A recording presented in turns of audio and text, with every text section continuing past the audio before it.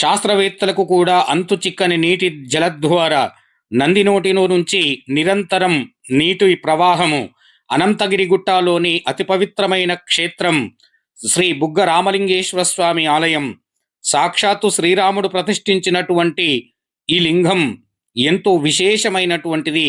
ఆలయ చరిత్ర, ఆలయ మహిమలు ఎన్నో అద్భుతాలు కలిగినటువంటి ఈ ఆలయం గురించి పూర్తి వివరాలు తెలుసుకొని వద్దాం పదండి. ఓం నమ శివాయ.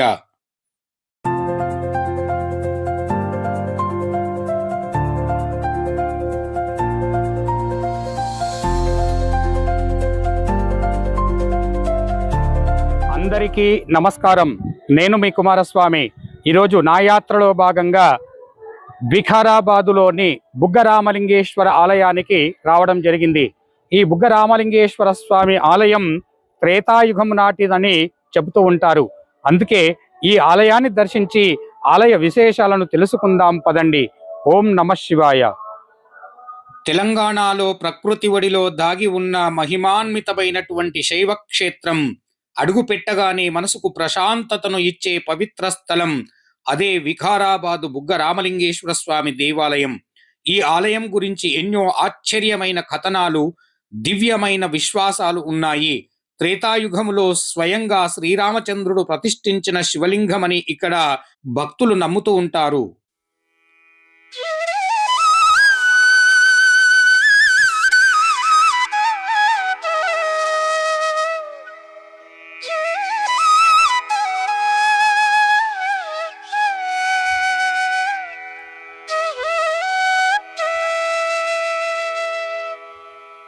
అనంతగిరి గుట్టలు ఆరంభములోనే ఈ బుగ్గరామలింగేశ్వర స్వామి ఆలయం ఎంతో పవిత్ర క్షేత్రంగా ఇక్కడ విరాజిల్లుతూ ఉన్నది. ఈ ఆలయం ప్రధానంగా ధ్వజస్తంభం ఎంతో ఎత్తులో ఉంటుంది. ఈ ధ్వజస్తంభమునకు ముందుగా మనకు నంది మంటపం కూడా ఉన్నది. నందిని దర్శించిన తరువాత మనం లోపలికి ప్రవేశించవలసి ఉంటుంది. ఏదైనా నందిని దర్శించిన తర్వాతనే శివుని దర్శనము పొందవలసి ఉంటుంది. కాబట్టి ఇంతటి చక్కని ఈ నంది ఇక్కడ ప్రతిష్ఠింపబడి ఉన్నది.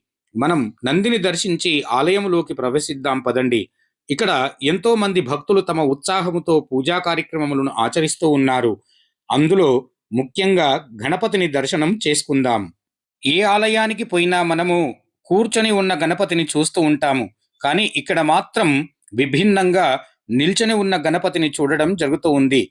నిల్చుని ఉన్న గణపతి విగ్రహము హిందూ సాంప్రదాయాలలో విశేష అర్థాన్ని, ప్రాముఖ్యతను కలిగి ఉన్నది. కూర్చున్న గణపతితో పోలిస్తే ఈ రూపం భిన్నమైన శక్తిని కలిగి ఉంటుంది.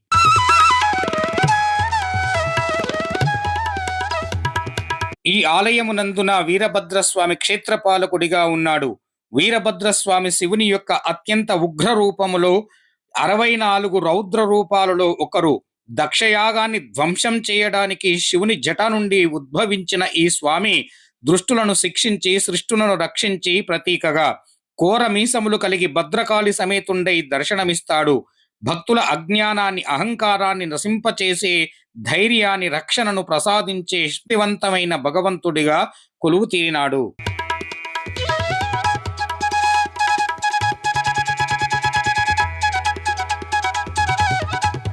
రామాయణ కాలములందున శ్రీరాముడు, సీతా అమ్మవారు మరియు లక్ష్మణునితో కలిసి అరణ్యవాసం చేస్తూ అనేక అడవులను సందర్శించాడని పురాణాలు చెబుతాయి.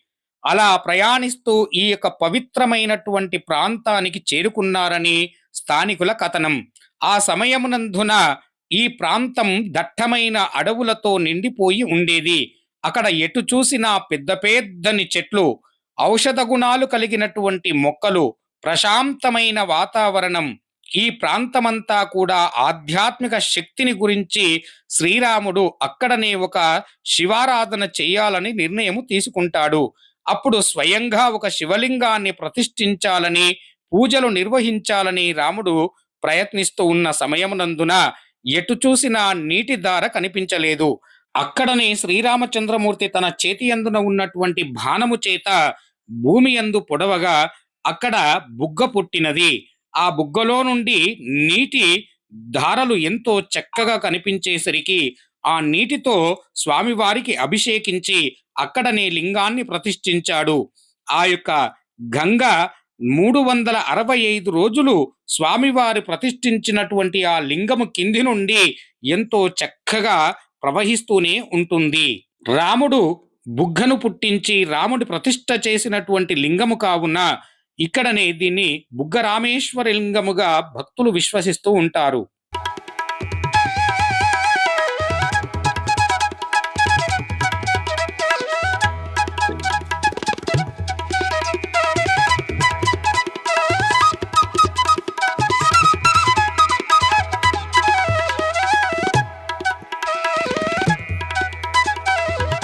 सौराष्ट्रे सोमनाथञ्च श्रीशैले मल्लिकार्जुनम् उज्जैन्यां महाकालम् ओङ्कारममलेश्वरम् परल्यां वैद्यनाथञ्च डाकिन्यां भीमशङ्करम् सेतुबन्धेतु रामेशं नागेशं भालुकावने वारणास्यान्तो विश्वेशं त्र्यम्बकं गौतमी तटे हिमालये तु केदारं कृष्णेशं च शिवालये।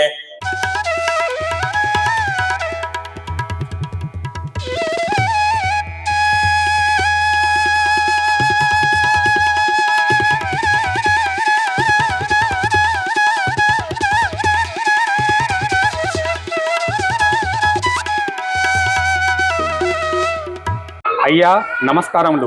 నా పేరు కుమారస్వామి. నా యాత్ర అనే చిన్న యూట్యూబ్ ఛానల్ ద్వారా ఈ వికారాబాద్లో ఉన్నటువంటి అతి పురాతనమైనటువంటి ఆలయాలలో ఈ యొక్క బుగ్గరామలింగేశ్వర స్వామి ఆలయం కూడా చరిత్ర ఎంతో విశేషమైనదని తెలుసుకొని వచ్చినాను. కాబట్టి ఆ ఆలయ విశేషాలను తెలియచేస్తారని మనస్ఫూర్తిగా కోరుకుంటున్నాను. ఓం నమ శివ. ఇక్కడ మీరు చూస్తున్నటువంటి దేవాలయం శ్రీ బుగ్గరామలింగేశ్వర స్వామి దేవాలయం. ఇది వికారాబాద్కు 4 కిలోమీటర్ల సమీపంలో ఉంది. హైదరాబాద్ పట్టణానికి 70 కిలోమీటర్ల సమీపంలో ఉంది. త్రేతాయుగంలో సాక్షాత్ శ్రీరామచంద్రమూర్తుల వారు ప్రతిష్ఠించబడినటువంటి శివలింగం. ఇందాక అభిషేకం చేశారు చూడండి. అటువంటి శివలింగము స్వామివారి అంతర్భావం నుంచి నిరంతరం కోనేటిలో జలధార ప్రవహిస్తుంటుంది. ఎందుకంటే త్రేతాయుగంలో శ్రీరామచంద్రమూర్తి రావణ సంహారార్థం తర్వాత బ్రహ్మహత్య దోష నివృత్తికి భారతదేశంలో అనేక చోట్ల శివలింగాలు స్థాపించడం జరిగింది. అందులో ఈ దట్టమైన అరణ్యంలో శ్రీరామచంద్రమూర్తి తన బాణంతో భూమికి కొడితే భూ నుంచి గంగ బుడుగ రూపంలో వచ్చింది. అందుకని ఈ క్షేత్రాన్ని బుగ్గ అంటారు. శ్రీరామచంద్రమూర్తుల వారిచే ప్రతిష్టాపన జరిగింది కనుక రామలింగేశ్వర స్వామిని పిలుస్తారు. ఆనాటి నుంచి ఈనాటి వరకు ఈ గర్భాలయం అంతర్భావం నుంచి శివలింగం అంతర్భావం నుంచి జాలు వారుతూ వారుతూ వారుతూ నందిముఖ ద్వారం ద్వారా బయటకు పడుతూ ఉంటాయి. మీరు చూశారు కదా ఇందాక కోనేటిలో నీళ్ళు వస్తున్నాయి కదా. అక్కడ వచ్చేటటువంటి నీళ్ళు స్వయంగా స్వామివారికి తాక్కొని అలా అలా అలా నంది నోట్లో నుంచి బయలుపడుతుంటాయి. మూసీ నది జన్మస్థలం కూడా ఇక్కడే. ఇక్కడ అనేక మంది కర్ణాటక, మహారాష్ట్ర, తెలంగాణ అనేక చుట్టుపక్కల ప్రాంతాల నుంచి ఈ భక్తులు విచ్చేసి ఇక్కడ కోనేటిలో స్నానమాచరించి స్వామివారికి పంచామృతాలతో అభిషేకించి వారు కోరికలు నెరవేర్చుకుంటారు. అందుకనే తప్పకుండా ప్రతి ఒక్కరు కూడా ఈ ఒక్కసారైనా ఈ పుణ్యక్షేత్రానికి విచ్చేసి ఈ స్వామివారి యొక్క తీర్థం క్షేత్రాన్ని దర్శించి స్వామివారి కృపకు పాత్రలు కావాల్సిందిగా మనవి చేస్తున్నాం. ప్రత్యేకంగా ఏంటంటే ఇక్కడ మారేడు దళాల చెట్లు ఉన్నాయి, తర్వాత మేడి, మర్రి, రాగి చెట్లు ఉన్నాయి. ఇక్కడే పక్కకు త్రిమూర్తి చెట్లు, బ్రహ్మ, విష్ణు, మహేశ్వర చెట్లు అవి వెనకటి నుంచి ఉన్నాయి. ఇక్కడ శ్రావణ మాసంలో ప్రతిరోజు అన్నదాన కార్యక్రమం జరుగుతుంది. వీరశైవ లింగాయత్ వికారాబాద్ సమాజం ఆధ్వర్యంలో ప్రతిరోజు కార్యక్రమం జరుగుతుంది. అన్నదాన కార్యక్రమం శ్రావణ మాసంలో, కార్తీక మాసంలో దీపారాధన జరుగుతుంది. కనుక ప్రతి ఒక్కరూ ఇక్కడికి వచ్చి స్వామివారి దర్శించుకుంటే వారి కోరికలు నెరవేరుతాయి. ఎంతో మంది వివాహం కాని వారికి కూడా ఇక్కడ వచ్చి కోనేటిలో 3 సార్లు మునిగి స్వామివారి దర్శించుకున్న వెంటనే 15-20 రోజుల్లో వారికి త్వరగా వివాహం జరిగింది. కనుక సంతానం లేని వారికి కూడా ఇక్కడ ఉన్నటువంటి వృక్షాలకు 21 చుట్టూ ప్రదక్షిణలు చేసి స్వామివారికి 101 చుట్టూ ప్రదక్షిణ చేసిన సంతాన యోగ్యం జరుగుతుంది. అలాగే కుజదోషం ఉన్న వారికి కూడా ఇక్కడ కుజ హోమాలు, గణపతి, లక్ష్మీ హోమాలు చేయించడం జరుగుతుంది. కనుక తప్పకుండా స్వామివారు తక్కువనే వరం ఇచ్చేవాడు. కనుక ఈ స్వామివారు దర్శించుకొని స్వామివారి కృపకు పాత్రలు కావాల్సిందిగా మనవి చేస్తున్నాం. ఈ యొక్క ఆలయం నందున ఏ ఆగమ శాస్త్ర ప్రకారంగా పూజా కైకర్యాలు జరుగుతూ ఉంటాయి? ఈ ఆలయం వీరశైవ ఆగమం ప్రకారం జరుగుతుంది శైవాగనం సంతోష్.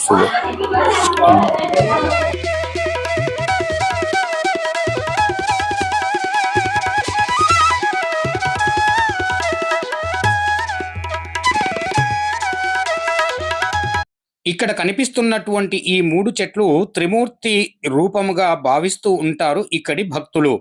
ఈ చెట్టులకు ప్రదక్షిణ చేస్తే చాలు వారికి ఉన్నటువంటి కష్టములను తొలగి, దోషముల నుండి ఉపశమనము కలిగి సంతాన సౌభాగ్యములను ప్రసాదిస్తాడన్న భక్తుల విశ్వాసం.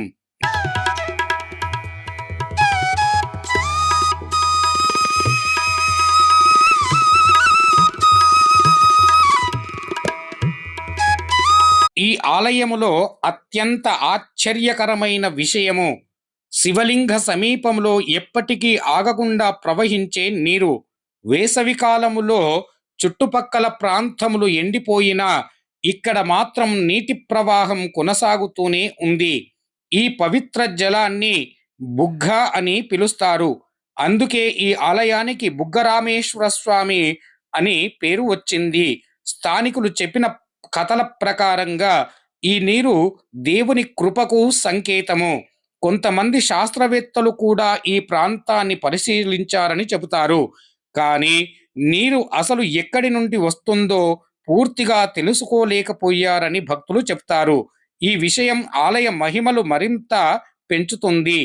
భక్తులు ఈ నీటిని పవిత్ర తీర్థముగా తీసుకుంటారు. ఈ నీటిలో అభిషేకం చేస్తే ఆరోగ్యం, శాంతి, ఆధ్యాత్మిక శక్తి లభిస్తుందని విశ్వాసం.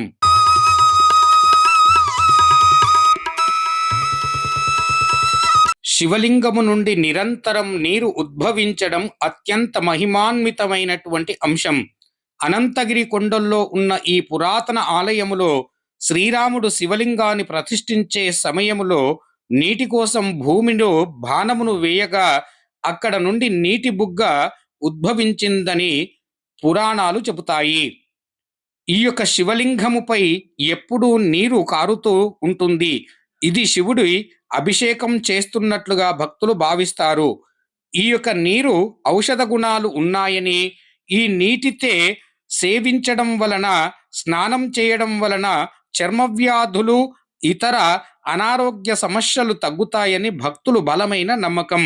ఇక్కడ ఈ నీటిని స్వీకరించినటువంటి వారికి సంతాన ప్రాప్తిని కూడా కలగచేస్తుందని నమ్ముతూ ఉంటారు. ఇక్కడి నీటి ప్రవాహం తూర్పు నుంచి పరమడ వైపుకు ప్రారంభమవుతూ ఉంది. పవిత్రముగా పరిగణింపబడి ఉన్నది. కార్తీక మాసమునందున ఈ క్షేత్రానికి ఇక్కడ అభిషేకం చేయడం వలన విశేష పుణ్య ఫలితాలను పొందుతారని నమ్ముతూ ఉంటారు. ఈ ప్రాంతం హైదరాబాదుకు సుమారు 78 కిలోమీటర్ల దూరములో, వికారాబాదుకు 6 కిలోమీటర్ల దూరములో ఉంటుంది. ఈ ఆలయం యొక్క మహిమ, ఈ నీటి యొక్క మహిమ ఎంతో విశేషమైనటువంటిది. ఇక్కడ కనిపించేటటువంటి ఈ బుగ్గ మనకు ముచుకుందా నది ప్రవేశ ప్రాంతంగా కూడా చెబుతారు. ముచుకుందా నది ఇక్కడి నుండే పుట్టినట్లుగా చెబుతారు. ముచుకుందా నది ఈ వికారాబాదు అడవులలో మొదలై ఇది హైదరాబాదు మీదుగా ప్రవహిస్తూ ఉంటుంది. ఈ ఆలయానికి చుట్టుముట్టు ఉన్న అడవులలో చాలా దట్టంగా మరియు ప్రశాంతంగా ఉంటుంది. ఉదయ సమయమునందున పక్షుల కిలకిల రాగాలు, చల్లని గాలి, పచ్చని చెట్లు ఈ ప్రదేశం ఒక దేవలోకంగా మారుస్తాయి. ఇక్కడ నివసించే కొంతమంది భక్తులు ఒక విషయమును నమ్ముతూ ఉంటారు. ఈ అడవులలో సంజీవిని వంటి ఔషధ గుణాలు కలిగినటువంటి మూలికలు ఉన్నాయని వారు నమ్ముతారు. ఈ ప్రదేశానికి వచ్చి కొంతమంది అనారోగ్యంతో బాధపడేవారు ఇక్కడ పవిత్ర గాలి, నీరు మరియు ఆధ్యాత్మిక శక్తి వలన ఉపశమనము పొందినారని స్థానికులు చెబుతారు. అందుకే చాలా మంది భక్తులు ఇక్కడికి వచ్చి కొంతసేపు ధ్యానం చేస్తూ ఉంటారు. ఆలయంలో అడుగు పెట్టగానే మనకు ఒక ప్రశాంతమైన అనుభవము కలుగుతూ ఉంది. గంటల శబ్దం, ఓం నమః శివాయ మంత్రధ్వని, అభిషేక జలధార, ఈ వాతావరణం భక్తులను భక్తి ప్రపంచములోకి తీసుకొని వెళుతుంది. ప్రతిరోజు ఎంతో మంది భక్తులు స్వామివారిని దర్శనానికి వస్తూ ఉంటారు. కొంతమంది ఆరోగ్యం కోసం, మరికొంతమంది ఉద్యోగం కోసం, మరికొంతమంది కుటుంబ శాంతి కోసం ఇక్కడికి వచ్చి స్వామివారి తన కోరికలు నెరవేరుస్తారని చాలా మంది భక్తులు విశ్వసిస్తూ ఉంటారు. ఈ ఆలయమునందున సూర్య దేవాలయము కూడా ఉన్నది. సూర్యదేవుడు ప్రత్యక్ష దైవముగా కొలువు తీరే ఏకైక దేవుడు. ఈయన సమస్త జీవకోటికి ప్రాణాధారము, ఆరోగ్యము, శక్తి, ప్రకాశం మరియు తేజస్సును ప్రసాదించే సకల చరాచర జీవకోటికి సృష్టి మూలం. వేదాలలో సూర్యుని ఆదిత్యుడిగా అని లోకసాక్షి పిలుస్తూ ఉంటుంది. ప్రతిరోజు ఆ యొక్క కంటికి కనిపించే ప్రత్యక్షమైన దేవుడిగా సూర్య భగవానుని నమస్కరిస్తూ ఉంటాము. నా వీడియో నచ్చినట్లయితే ఒక లైక్ చేయండి, షేర్ చేయండి, సబ్స్క్రైబ్ చేసుకోండి. ఇలాంటి వీడియోలు మీకోసమై ఇంకా ఎన్నో పురాతనమైనటువంటి ఆలయాలను తీసుకొని వస్తుంటాను. సర్వే జనా సుఖినో భవంతు, సమస్త సన్మంగళాని భవంతు. ఓం శాంతి శాంతి శాంతి.